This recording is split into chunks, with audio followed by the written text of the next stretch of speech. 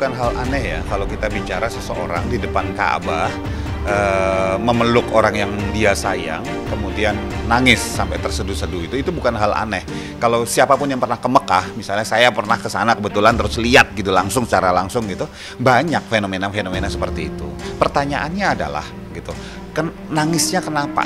Jadi kalau kita lihat ada 3 probabilitas, 3 kemungkinan kenapa seseorang dalam hal ini Lesti itu nangis di depan Ka'bah di Mekah Al-Karomah.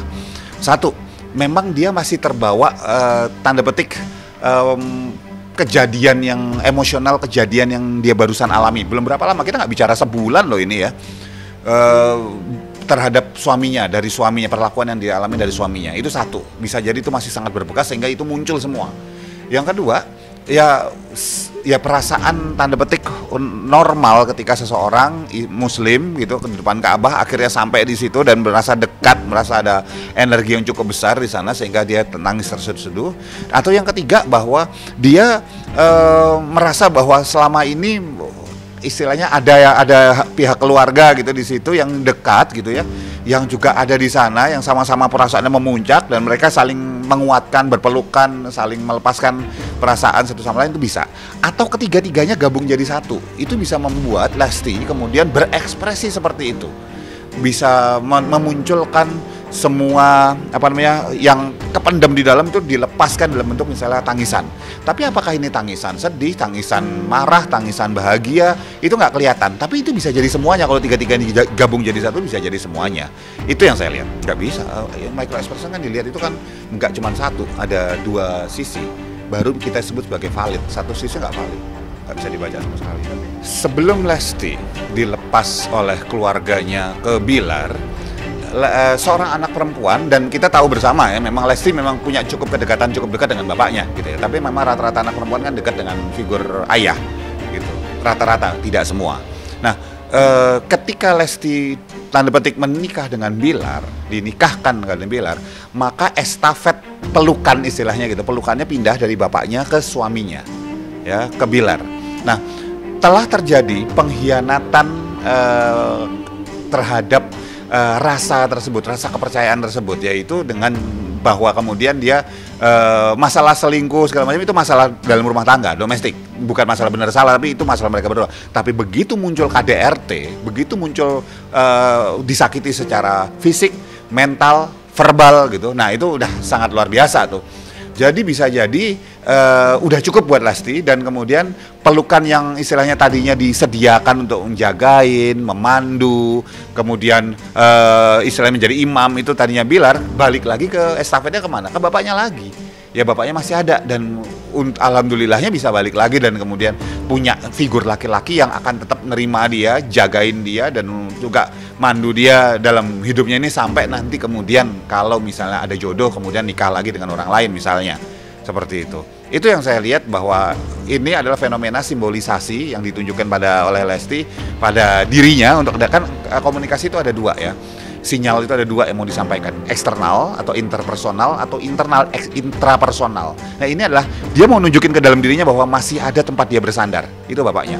Tapi kita lihat dari luar secara interpersonal, kita melihat bahwa oke, Lesti berarti udah tanda petik memutus pegangan dia yang ke sana, sudah ke sini nih. Itu yang bisa kita lihat.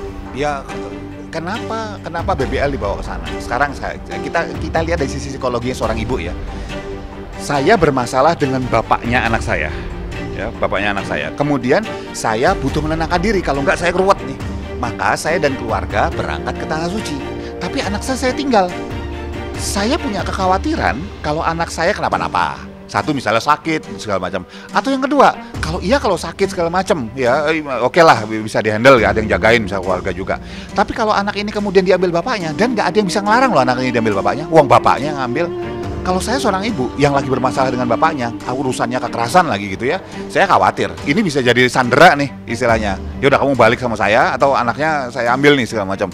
Dan nggak gampang urusannya. Ya mendingan gue bawa gitu. Masalah anaknya rewel, anaknya happy, ya namanya anak kecil bos, kadang nangis, kadang ketawa gitu ya. Ya nggak bisa kita lihat bahwa ini akan anaknya nggak rewel ya, yang kelihatan kamera bos, ya nggak kelihatan kamera. Kita nggak bisa lihat seperti itu, kecuali kameranya ngikutin 24 jam, baru deh ketahuan. Tapi Lesti emang mau. Satu, masalah tidak akan pernah hilang walaupun kita ke tanah suci sekalipun. Masalah hanya akan hilang kalau seseorang punya masalah itu mati. Itu masalahnya hilang. Pindah ke orang sekelilingnya. Kan gitu. Jadi masalah itu bukan untuk dihilangkan, masalah itu dihadapi. Yang kedua, ketika di tanah suci dan dia kebetulan mau ngilangin masalah, itu makin dicoba dihilangin makin akan muncul. Jadi kalau sebetulnya, kalau istilahnya sarannya buat Lesti saat ini, buat pihak keluarga saat ini, bukan menghilangkan masalah, justru menyerahkan masalah pada Sang Maha Pencipta. Duduk di depan Ka'bah, menundukkan kepala dalam-dalam, dan mengikhlaskan, bukan mengikhlaskan, maaf, ikhlas itu kata-kata gampang saya omongin, susah untuk dijalanin, ya. Dan ngasih tahu pada Sang Maha Pencipta, ya Allah, Tuhan, saya hadir, masalah saya ini, saya serahkan pasrah di depanmu, saya akan lakukan apapun yang harus dilakukan, saya ngikut semua petunjuk yang kau berikan, beri saya kekuatan, beri saya jalan. Kenapa beri kekuatan? Jangan pernah minta dikasih kemudahan. Kasih kemudahan artinya nggak naik kelas, bos. Minta kekuatan untuk melalui apapun yang di depan. Nah, itu naik kelas. Dan itu doa yang bisa dilakukan Lesti di sana. Yang ketiga, ini saat yang paling baik. Kan kalau kita bicara di tanah suci, kalau siapapun, saya gitu di sana gitu, nggak 24 jam beribadah terus, nggak beribadah terus. Ada masa-masa ketika di kamar bersama keluarga kumpul, gunakan itu untuk konsolidasi lagi, bukan untuk gibah, bukan untuk jelek-jelekin, bukan untuk kemudian ngomongin yang sudah lewat, tapi ngomongin ke depan. Oke, nanti mau ngapain kita? Terus, oke, Lesti sudah belajar apa dari kejadian ini? Ya, jangan nyari jodoh yang ganteng doang berarti. Jangan yang nggak ada modal misalnya gitu, yang juga punya kerjaan benar, punya bisnis benar. Dan benar-benar sayang tuh bukan cuma kata sering-sering ngomong I love you, aku cinta kamu. Sayang tuh gak cuma pakai mulut, pakai pembuktian. Ya, buktinya bukan pakai hadiah, apalagi hadiahnya dibeli pakai duitnya Lesti, nggak gitu. Ya, konsolidasi keluarga di sana yang bisa dilakukan. Terkait dengan kasus Lesti dan Bilar dan kasus KDR yang sedang berjalan. Satu, buat siapapun di luar sana yang mau nikah, jangan cuma ngelihat tampang, bos. Tampang itu pemberian Tuhan gitu loh, ya. Tapi hati itu dibentuk oleh keluarga, dibentuk oleh niat baiknya orang itu sendiri, dibentuk oleh bagaimana dia memperlakukan orang lain, gitu. Lihat hati, gitu ya. Oh, kalau zaman sekarang lihat dompet, ya lihat dompet. Sekarang pertanyaan kedua tuh, dompetnya siapa? Dompet bapaknya kah? Dompetnya dia sendiri kah? Bisa kerja nggak nih orang? Benar-benar bisa bertanggung jawab nggak? Kalau suatu hari kondisinya kalau kaya terus nggak apa-apa.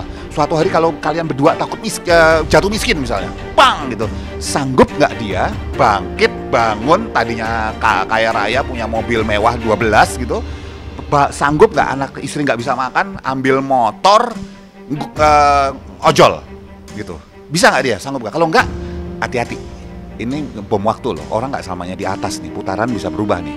Ya, pandemi kemarin tuh membuktikan bahwa itu bisa terjadi.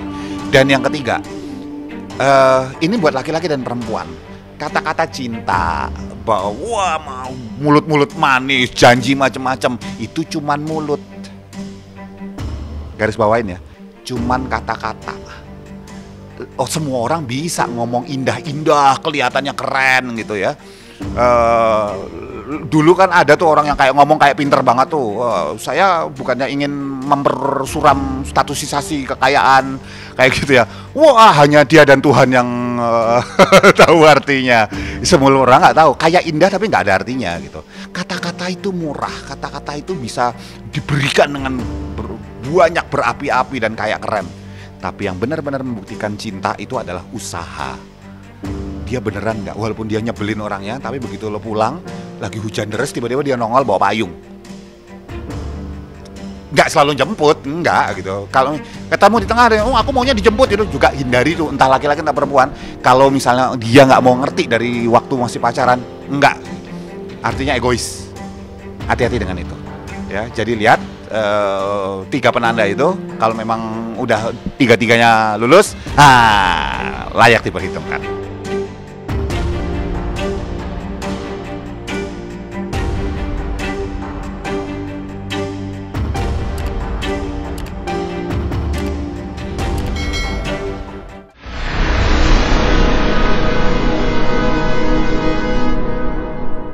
Jadi jangan lupa untuk subscribe Cumi Cumi. Ditekan ya tombol lonceng merahnya.